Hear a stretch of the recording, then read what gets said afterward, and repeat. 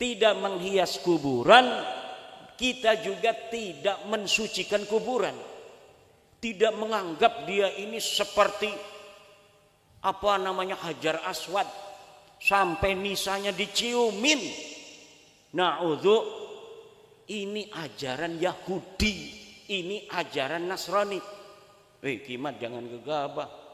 Banyak tuh katanya pakai jubah-jubah nyiumin kuburan. Jangan ngomong ajaran Yahudi, ajaran Nasrani. Ada dalilnya? Enggak. Dalil di Al-Quran enggak ada. Dalil dari hadis enggak ada. Tapi lihat dalam kitab Ihya Ulumuddin. Saudara sekalian, ada video penting yang disampaikan oleh Ki Haji Amruddin Utsman Al-Bantani. Ini terkait dengan kebiasaan aneh yang dilakukan oleh para habaib, saudara sekalian. Salah satunya bagaimana mereka menghauli nenek moyang mereka seakan-akan luar biasa sekali, saudara sekalian. Dan kuburannya, nah ini yang paling penting, kuburannya dihias, lalu ada kebiasaan juga mencium batu nisan kuburan. Nah, jadi ini salah satu ajaran daripada orang Yahudi, saudara sekalian. Oke, selengkapnya mari kita sama-sama simak penjelasan Ki Haji Amruddin. Silakan. Jadi haul ini seperti ini di Serada sudah ada di zaman sebelum Islam. Wali Songo melihat, ini orang Jawa ngapain katanya, kumpul-kumpul begini. Oh, lagi mengenang 1 tahun wafatnya orang tua kami. Rapat ini para Wali Songo. Coba Sunan Giri biasanya dengan Sunan Gunung Jati yang ahli fikih, kaji secara ilmu fikih, ayatnya, hadisnya. Kalau kita transformasikan dengan nilai-nilai Islam, apakah bertentangan atau tidak? Dikaji tidak. Tidak ada nahyun maksusun minad-din tentang adanya berdoa setiap 1 tahun sekali untuk orang-orang tua kita yang sudah meninggal dunia. Bahkan ajza daripada haul itu, bagian-bagian semuanya adalah merupakan ibadah yang mustahabbah. Coba kalau kita ajza daripada haul, haul ini al-kull, setiap kul lahu ajza. Ajzanya apa? Baca Yasin, baca Fatihah. Tadi ada bacaan apa tadi? Marhaba ya. Hijib Rifai. Bukan hijib Rifai, ratib Rifainya. Kemudian ada baca qori, ada ceramah agama. Semuanya ini adalah mustahab. Ada perintahnya. Baca Quran ada perintahnya. Iqra'ul Quran. Iqra'u ma tayassara minal Quran. Nanti sedekah Mbak Mufid. Tuh, sedekah tuh udah habis tuh. Acara belum selesai, gimana urusannya ini? Makanan udah habis, acara belum selesai. Gimana urusannya, Mbah? Nah, ini namanya apa? Sedekah. Semuanya ada nilai pahala. Kemudian menyampaikan daripada perjalanan hidup yang bisa ditauladani dari seorang Mbah Ridwan, seorang pejuang sabilillah zaman dahulu kala. Itu juga dzikra, dzikrus salihina kafaratun lidzunub. Menyebut orang-orang baik itu adalah melebur dosa. Semuanya, tidak ada yang tidak baik. Ajzaul haul itu. Dan haul yang cara-caranya benar seperti ini, cara Wali Songo, ya begini. Ibu-ibu duduk di depan masjid atau di rumahnya sahibul haul, bukan di makam. Ini ada haul zaman sekarang di makam. Makamnya ditaruhin kembang-kembang. Sampai makamnya nggak kelihatan, yang kelihatan kembang. Kayak kue tar ulang tahun. Ditaruhin payung, payungnya juga ditaruhin kembang-kembang lagi. Lalu duduk ngelingker kayak orang nunggu berkat, ini kue tar kapan dibagi gitu. Lah ini laisa min adatina. Laisa min adatina. Tidak merupakan bagian daripada ajaran Wali Songo. Ajaran Wali Songo kita ziarah, tapi kita tidak tazyinul qabri wa taqdisuh. Tidak menghias kuburan, Kita juga tidak mensucikan kuburan, tidak menganggap dia ini seperti Hajar Aswad sampai nisanya diciumin. Na'udzu, ini ajaran Yahudi, ini ajaran Nasrani. Kimat jangan gegabah. Banyak tuh katanya pakai jubah-jubah nyiumin kuburan. Jangan ngomong ajaran Yahudi, ajaran Nasrani. Ada dalilnya? Enggak. Dalil di Al-Quran enggak ada. Dalil dari hadis enggak ada. Tapi lihat dalam kitab Ihya Ulumuddin. Ma qala al-Ghazali fi. Qala al-Ghazali innal massa wat taqbila lil masyahidi adatul yahudi wan nasara. Bahwa memegang kuburan, batu nisan, wat takbil, dan menciumnya, adatul yahudi wan nasara, itu adalah adatnya orang Yahudi dan orang Nasrani. Bukan adat ulama-ulama Islam, bukan adat ulama-ulama Jawa, bukan adat ulama-ulama NU, bukan adat ulama-ulama PWI yang merupakan penerus yang sah daripada Wali Songo. Ini ada penerus Wali Songo itu sekarang banyak yang ngaku, tapi penerus yang sah dari ajaran Wali Songo sekarang adalah perjuangan Wali Songo Indonesia, Laskar Sabilillah. Sudah jelas dikatakan oleh Imam Ghazali. Kata Mbah Hashim Asy'ari, tasawuf kita tasawufnya Imam Ghazali, tasawuf kita tasawufnya Imam Junaid Al-Baghdadi. Imam Ghazali sudah mengatakan innal massa wat taqbila lil masyahidi adatul yahudi wan nasara, bahwa memegang kuburan, mencium-cium makam, mencium-cium batu nisan, adatul yahudi wan nasara, adalah adatnya orang Yahudi dan orang Nasrani. Dan kita dilarang oleh Kanjeng Nabi untuk mengikuti adat-adat orang Yahudi dan orang Nasrani. Tidak boleh kita nyamain. Coba kenapa kita dalam talqin ada duduk, ada berdiri?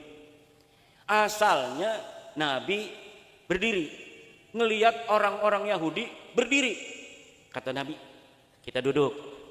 Ngelihat Nabi duduk, orang Yahudinya duduk, Nabi berdiri lagi. Makanya sekarang ada, kalau yang baca duduk, yang lain suruh berdiri. Itu asalnya saking tidak bolehnya kita ikut-ikut Yahudi. Khaliful musyrikin, berbedalah kamu dengan orang-orang musyrik. Khaliful yahuda wan nasara, berbedalah kamu dengan orang Yahudi dan orang Nasrani. Man tashabbaha biqaumin fahuwa minhum, kata Rasulullah. Siapa orang yang menyerupai satu kaum, fahuwa minhum, maka dia adalah merupakan bagian dari kaum itu. Makanya saya dimarahin sama anak-anak saya yang kecil-kecil itu. Sekarang di sekolah dasar itu pada ulang tahunan. Jadi ulang tahunan di sekolah. Jadi kalau ada yang ulang tahun, ibunya bawa-bawa kado. Nanti anak-anak itu yang lain dikasih kunir itu, nasi kunir yang kuning. Nah, anak saya pengen diulang tahunin juga. Kata saya, ulang tahun itu min adatil yahudi wan nasara. Kata ada teman saya, itu maulid juga kan tidak ada di zaman nabinya. Beda bos. Kalau maulid, orang Yahudi dan Nasrani tidak mengadakan maulidnya Nabi Muhammad. Ketika kita yang mengadakan pertama kali, berarti kita tidak mengikuti daripada Yahudi dan Nasrani. Tapi kalau ulang tahun, sebelum wong Klaten niki podo ulang tahun, wong Yahudi, wong Nasrani pada ulang tahun. Berarti kita ketika ulang tahun mengikuti gaya orang Yahudi dan gaya orang Bedanya di situ. Understand? Are you happy? Alhamdulillah.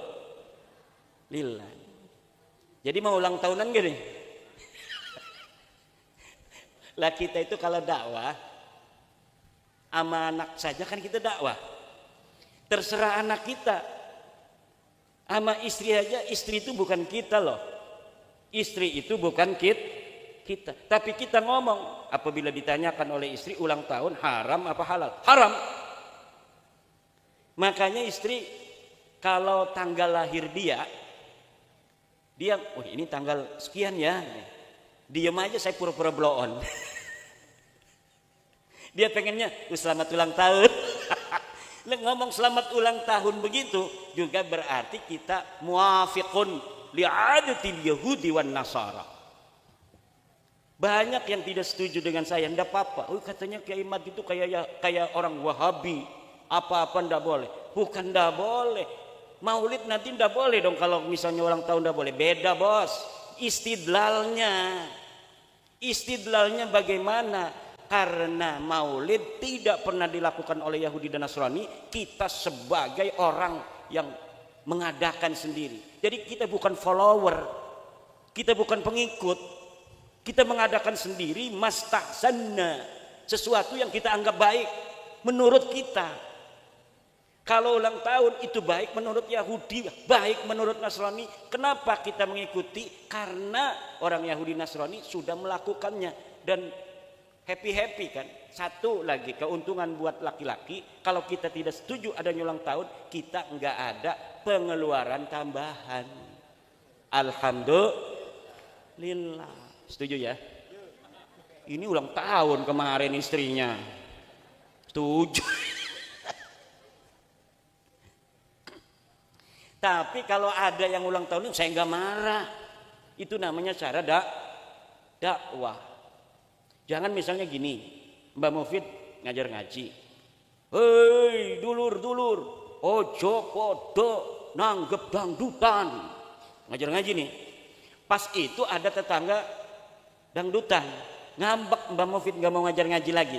Itu namanya Mbak Mufid tidak ikhlas di dalam mengajak manusia. Mbak Mufid itu berarti memakai hawa nafsu. Nggak ngargain saya katanya. Dia ngaji sama saya setiap malam Selasa, jama'iyahan, pengajian di masjid. Saya yang ngajar. Saya ngomong kalau hajatan jangan nanggap dangdutan. Pas dia hajatan nanggap dangdutan. Udah kalau begini ngaji berhenti aja. Nah itu namanya kita dalam mengajak la lillahi ta'ala, bukan karena Allah tetapi karena hawa nafsu. Kalau kita sudah menyampaikan, orang mau ikut alhamdulillah, enggak ikut pun enggak ada urusan. Yang penting kita sudah menyampaikan. Kadang Nabi kalau lagi ngomong qad ballaghtu, apakah aku sudah menyampaikan? Na'am ya Rasulullah, qad ballaghta, Tuhan telah menyampaikan. Artinya kalau kita sudah menyampaikan sebuah hukum daripada Allah, orang mau melakukan, orang tidak melakukan, enggak ada urusan sama kita. Pengajian kita ngaji, punya jamaah, kita ngomong ada babnya. Ini bab misalnya tentang i'anah 'alal maksiyah, menolong terhadap maksiat. Kalau misalnya ada tetangga kita mau hajatan nanggapnya dangdut, maka kalau misalnya tenda dangdutnya datang, jangan sampai kita ikut-ikut nurunin tenda dangdutan, karena itu termasuk dalam kategori al-i'anah 'alal maksiyah. Tiba-tiba tetangganya dangdutan, dipanggil Mbak Mufid, suruh baca Syekh Abdul Qadir Jailani. Kalau di kampung saya kalau mau hajat baca Syekh Abdul Qadir Jailani dulu. Nah kalau misalnya kita ini sebagai da'i kemudian udah mau, kamu ini hajatnya mau nanggap dangdut, berarti ada maksiat, saya tidak mau. Bos, beda bos. Kita berdoa untuk keselamatan dan keberkahan hajatnya, dengan dangdutannya itu hal yang berbeda. Jadi dai, jadi ulama itu harus lentur, layyin, jangan kereng. Nanti semua orang kita purikin, tahu nggak purik? Kalau bahasa Sunda sananya itu pundungnya. Kalau ini misalnya saya sama Ukit ini temenan. Pas saya hajat dia nggak datang, kita nggak mau temenan lagi. Apa namanya tuh? Marahan tuh apa? Purik ya. Ada nggak bahasa purik di sini? Ada tuh, purik tuh sama dengan bahasa kresek. Kresek itu kampung saya. Karena salah satu leluhur saya itu dari Wonogiri. Saya banyak leluhurnya. Karena pas ditelusuri memang kita orang Nusantara ini berasal dari berbagai macam suku bangsa. Kadang-kadang saling menikah. Kalau Nyai Wonogiri itu istri daripada Sultan Abul Maulana Muhammad Nasruddin. Fakir Mahmud Abdul Qadir punya anak Pangeran Soleh Mandura Raja, punya anak Raden Mahmud di Kresek tuh. Punya anak orang Kresek itu, kampung Kresek. Kata Rumel Abbas kan itu kalau nyinggung-nyinggung saya, Kiai Kresek. Supaya tidak kelihatan orang Bantennya. Padahal Kresek itu ida utli kok Kresek fal Banten niuna ya'rifun. Kalau disebutin nama Kresek, orang Banten semuanya kenal. Siapa daerah Kresek itu? Man kharaja min Kresek. Siapa orang yang keluar dari masa lalu dari Kresek? Syekh Nawawi Tenar al-Bantani, itu bapaknya Syekh Umar, itu ngajinya ya di Kresek itu. Namanya Syekh Syarif. Syekh Syarif bin Ratu Antimah bin Syekh Alim bin Syekh Abdullah bin Syekh Ibrahim bin Syekh Hasan Basri bin Raden Mahmud bin Pangeran Soleh Mandura Raja bin Sultan Abul Mafakhir Mahmud Abdul Qadir. Nah itu gurunya daripada Syekh Umar. Syekh Nawawi At-Tanar al-Bantani adalah anak daripada Syekh Umar. Jadi bapak-bapak, ibu-ibu, ada bapak-bapak di sini satu. Itu Indonesia ini tidak dianggap sebelah mata oleh dunia. Kenapa? Dalam sisi Islam kita punya Syekh Nawawi At-Tanar al-Bantani, kita punya Syekh Mahfud At-Turmusi, ulama dunia semua. Termas itu, beliau lulusan Termas ya. Ini terkenal seantero dunia. Syekh Nawawi, Syekh Mahfud Termas, kemudian Syekh Arsad Al-Banjari, Syekh Khatib Al-Minangkabawi, Syekh Khatib Syambas, Syekh Abdul Karim Al-Bantani, Syekh Abdullah bin Abdul Qahar Al-Bantani, semuanya karangan kitabnya banyak. Dan sekarang juga ada pengarang kitab di Nusantara yang tidak mau keluar. Saya termasuk pengarang kitab yang suka keluar, suka ceramah, suka disorting. Tapi banyak ulama-ulama yang kitabnya hari ini dibaca di luar negeri, orangnya masih hidup, tapi orang Indonesia sama sekali nggak kenal. Di Madura itu ada Syekh Taifur Ali Wafa. Mungkin pengurus PBNU aja nggak kenal, atau kenal nggak mau bawa-bawa, malah bawanya orang-orang yang nggak jelas dari luar negeri. Yang kalau di sini levelnya itu level anak pelosok baru 3 tahun, suruh ceramah di PBNU. Ilmunya itu hebatan orang-orang Nusantara. Hari ini siapa orang yang paling banyak hafal kitab Alfiyah? Negara mana orang yang paling banyak hafal kitab Alfiyah? Indonesia. Orang yang kalau ngaji dari satu kitab mulai Alhamdulillahirabbil alamin sampai tamat walau alam bisawab, tidak ada satu huruf pun yang ditinggal orang mana? Orang Indonesia.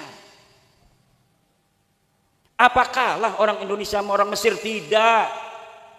Kalau betul-betul orang-orang yang berilmunya dari Indonesia ini mau keluar, maka ulama-ulama dunia hari ini yang hidup bisa jadi kalah oleh ulama-ulama Indonesia.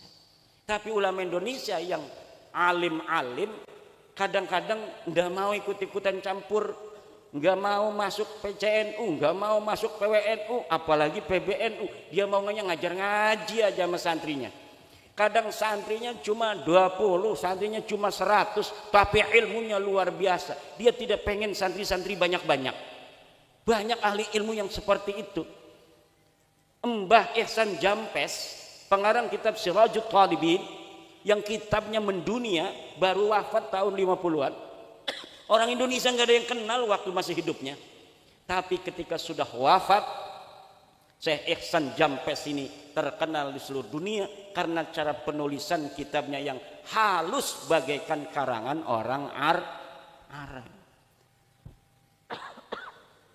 Makanya saya itu yakin kalau diadakan MTQ tingkat internasional, orang yang paling teliti baca kitab sedunia itu bukan orang Mesir, bukan orang Saudi, bukan orang Madinah, tapi hari ini yang paling teliti baca kitab orang Indonesia. Saya berani jamin, senajan profesor dekening Timur Tengah, baca kitab dengan kiai-kiai Indonesia, walaupun ke Indonesia kalau baca kitab kita dengerin ngantuk.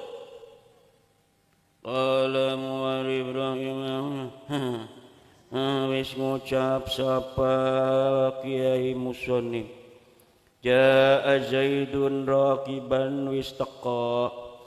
Zaidun sapa Ki Zaid raqiban halakaunihi raqiban nenunggang. Pegel.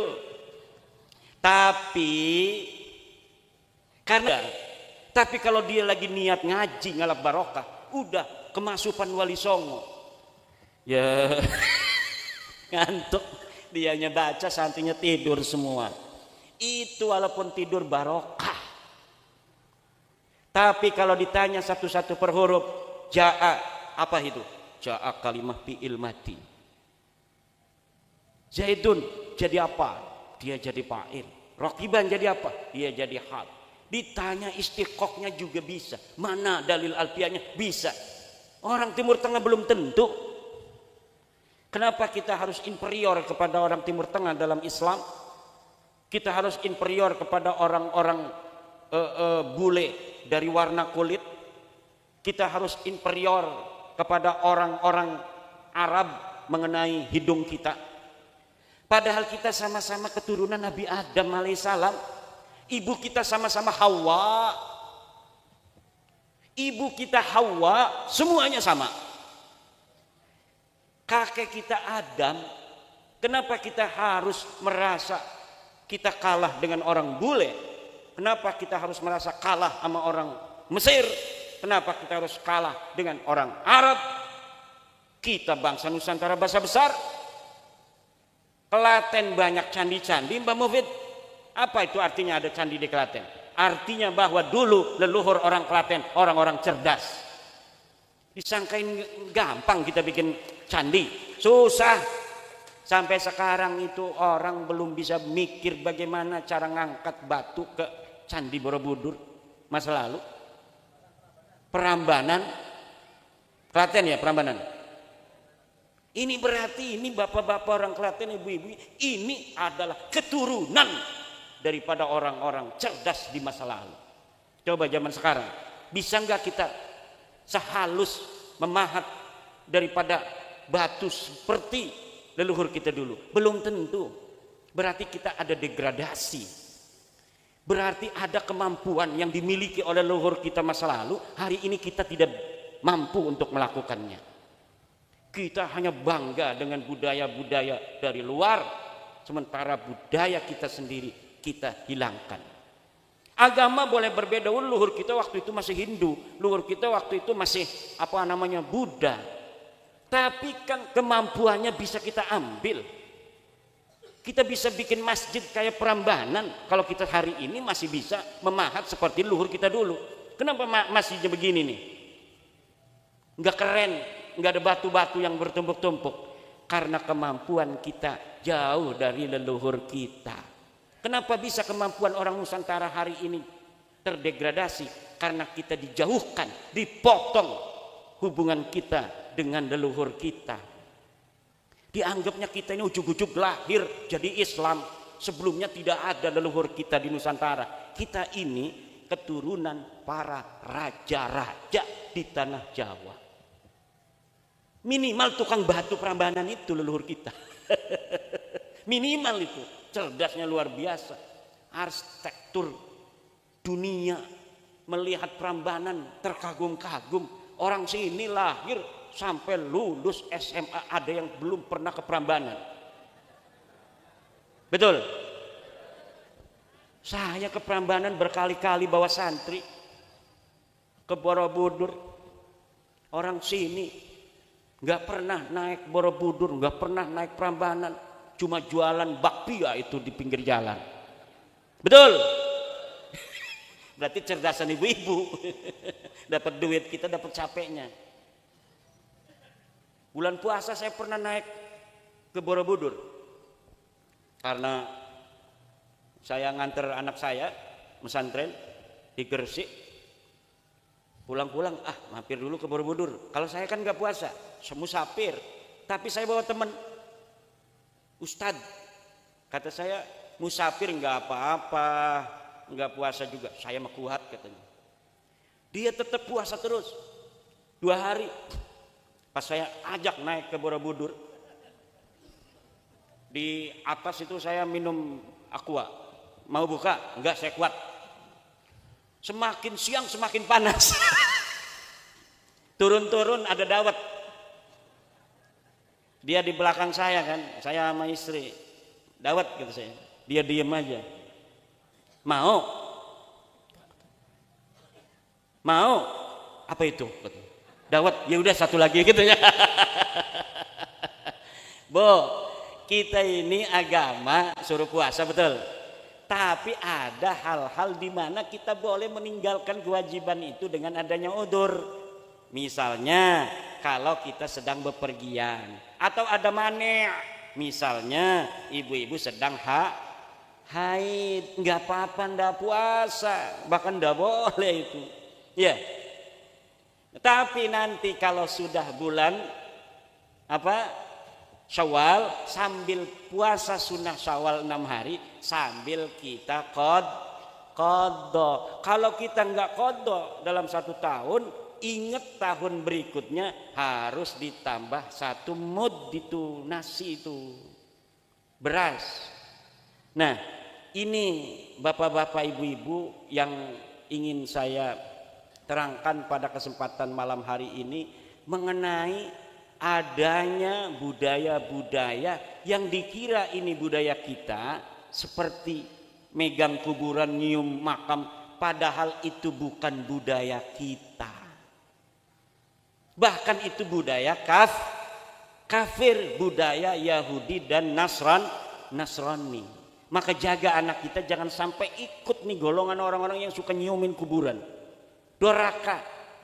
Kita biarkan anak kita, keluarga kita, istri kita mengikuti kabib-kabib yang suka nyium makam itu, berarti kita membiarkan anak keluarga kita untuk mengikuti cara Yahudi dan cara Nasrani. Sudah jelas dalam kitab Ihya Ulumuddinnya. Lihat, cari kitab Ihya Ulumuddin. Saya ulangi lagi, innal massa wat taqbila lil masyahidi adatul yahudi wan nasara.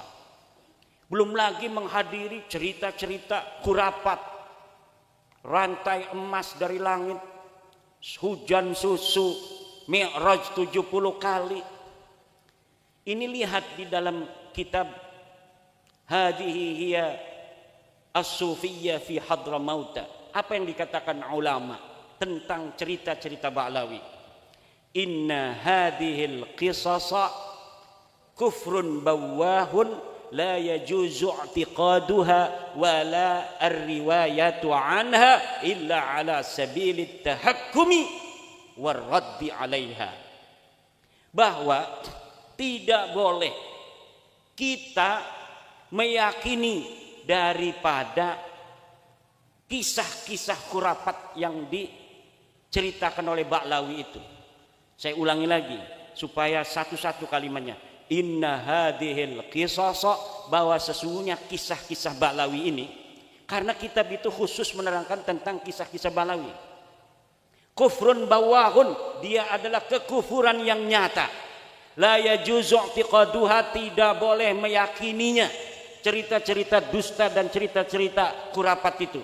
wala ar-riwayatu anha, dan tidak boleh menceritakannya kepada orang lain, illa ala sabili tahakkum, kecuali atas dasar jalan menghina, meledek, awir raddi anha, atau kita menolak daripada adanya cerita-cerita itu. Boleh kalau kita menceritakan, oh ada orang menceritakan kakeknya bisa menurunkan rantai dari emas, itu kalau kita meriwayatkannya ala sabili tahakkum, meledek, ngerosting, boleh. Awir raddi anha, atau kita menolak bahwa ini adalah cerita dusta, boleh meriwayatkan seperti itu. Tapi kalau meriwayatkan saja, itu disebut oleh ulama itu kufrun bawahun, dia adalah kekufuran yang nyata. Na'udzubillah summa na'udzubillah. Lalu kiai dari mana sih mereka dapat cerita-cerita itu? Kalau memang dulunya nggak pernah terjadi cerita-cerita dusta, cerita-cerita palsu, dari mana mereka sampai bisa ngarang-ngarang kitab berjilid-jilid tentang cerita-cerita keramat-keramat palsu? Ibnul Jauzi kenal? Beliau mengarang sebuah kitab namanya Talbisu Iblis. Kitabnya apa namanya? Talbisu Iblis. Kata Ibnul Jauzi, inna iblisa qad labbasa qauman minal mutaakhirina fawada'u hikayatin likaramatil awliyai litashyidihim ala za'mihim amral qaumi fakashafallahu amrahum bi ulama'in naql. Saya agak lupa itu apa namanya urutan yang sebenarnya, au kama qala Ibnul Jauzi, bahwa begini kata Ibnul Jauzi, inna iblis, bahwa sesungguhnya iblis qad labbasa, dia telah menyelirukan qauman minal mutaakhirin, satu golongan dari ulama-ulama sekarang, ulama-ulama belakangan. Fawada'u, maka ulama-ulama ini yang telah diwahyukan oleh iblis ini, fawada'u hikayatin, maka dia membikin-bikin hikayat, membikin-bikin tentang cerita-cerita palsu. Untuk apa? Litasyidihim amral qaumi ala za'mihim, dia bertujuan agar menguatkan wali-wali yang dia kagumi itu, ala za'mihim, menurut pendapat dia. Itu para ulama menambahi kalimat itu dengan kalimat wal haqqu la yusyayyidu bil batil, sedangkan kebenaran itu tidak bisa dikuatkan dengan kebatilan. Jadi itu cerita-cerita palsu itu diwahyukan oleh iblis, diberikan ilham oleh iblis kepada orang agar bisa mengarang cerita-cerita palsu tentang keramat-keramat kakeknya yang tidak terjadi di masa hidupnya. Na'udzubillah. Nah ini jadi harus kita jaga akidah anak-anak kita, jangan sampai terlepas dari akidah dan gaya Islam yang diajarkan oleh Wali Songo, kemudian mengikuti ajaran-ajaran baru, nyium-nyium kuburan adat Yahudi, jalan bareng-bareng begitu sambil megang-megang tangan ala orang-orang Syiah, joget-joget. Nah sekarang ini santri banyak yang joget-joget karena nyontohnya Balawi yang sering joget. Orang yang disebut sebagai walinya saja itu senangnya joget. Padahal menurut kita kiai-kiai Nusantara, orang joget itu nggak bisa jadi saksi nikah. Orang yang joget kakinya gerak-gerak begitu, badannya gerak-gerak, tidak bisa jadi saksi nikah. Tapi sekarang sudah biasa. Kenapa? Karena yang menjadi panutan dan tauladan bukan kiai-kiai Nusantara, tapi orang-orang Ba'lawi yang ngaku cucu Nabi tapi tidak terkonfirmasi. Karena dia sudah nyata bukan keturunan dari baginda Nabi besar Muhammad sallallahu alaihi wasallam. Inilah yang dapat saya sampaikan. Mudah-mudahan ada manfaatnya. Kita berdoa mudah-mudahan Mbah, ini fotonya Mbah ya, kok mirip Mbah Mufid? Gantengan Mbahnya Mbah Mufid ini. Mbak Mufid berani, tapi kayaknya kakeknya lebih berani. Betul, Kiai Nawawi. Kiai Nawawi ini kenal ini, temenan waktu kecil guletan melulu. Sampai sekarang kadang-kadang suka guletan. Betul. Mudah-mudahan Mbah Ridwan Allah ampuni, Allah angkat derajatnya. Mbak Mufid Allah berikan umur panjang, berikan kesehatan, dan kita semua semoga Allah berikan umur panjang, kesehatan, rezeki yang banyak melimpah, ditambahin semuanya oleh Allah. Untuk bapak-bapak tambahin segala-galanya, boleh Bu? Amin. Istrinya bohong juga ya? Enggak? Gimana sih? Sayang sama suami enggak? Sayang sama suami enggak? Sayang sama suami berarti kesenangan suami harus diturutin. Siap? Demikianlah ibu-ibu, mudah-mudahan ada manfaatnya. Wallahu wal muwaffiqu ila aqwamit thoriqin. Wassalamualaikum warahmatullahi wabarakatuh. Oke saudara sekalian, itu ya tadi penjelasan secara meluas dari Kiai Haji Ahmaduddin tentang hukum daripada haul, lalu kemudian hukum daripada mencium batu nisan kuburan. Nah jadi yang tidak boleh dan jelas di dalam kitab Ihya itu diterangkan oleh Imam Besar Ghazali saudara sekalian, yaitu bagaimana mencium batu nisan kuburan, memegang-megangnya, meratapinya, itu adalah ajaran daripada ajaran Yahudi dan Nasrani saudara sekalian, dan kita sebagai orang muslim dilarang, dan dilarang kelas untuk Nabi Muhammad SAW untuk meniru daripada gaya orang Nasrani saudara sekalian. Dan bukan hanya itu saja saudara sekalian, bagaimana yang diterangkan oleh Kiai Haji Ahmaduddin, talqin ketika ada orang meninggal itu ada yang berdiri dan ada yang duduk. Nah kenapa bisa seperti itu? Karena orang Yahudi dulu ketika dia mendengar Nabi Muhammad itu talqin dengan cara duduk, mereka duduk. Lalu Nabi Muhammad berdiri. Lalu ketika Nabi Muhammad talqin dengan cara berdiri, mereka ikut berdiri. Nah oleh karena itu sesuai dengan penjelasan dari Kiai Haji Ahmaduddin, ada talqin itu kalau ada yang duduk, nanti yang lain disuruh berdiri saudara sekalian. Nah intinya saudara sekalian terkait dengan hal itu, dan satu lagi ulang tahun ya yang ya tidak boleh untuk kita rayakan ya. Lebih baik daripada kita membuat kue lalu kemudian euforia, seremoni, lalu kemudian senang-senang, mabuk-mabukan, dan laki dan perempuan bersatu saudara sekalian, lebih baik kita rayakan ulang tahun kita dengan cara berpuasa, bersedekah, dan lain-lain sebagainya saudara sekalian. Tentunya yang lebih baik daripada hal itu. Namun di sini yang perlu diterangkan oleh kita semua, yang perlu dipahami, pun orang yang merayakan ulang tahun itu belum tentu ini semua menyalahkan daripada agama saudara sekalian, karena ini adalah dari bagian daripada furu'nya.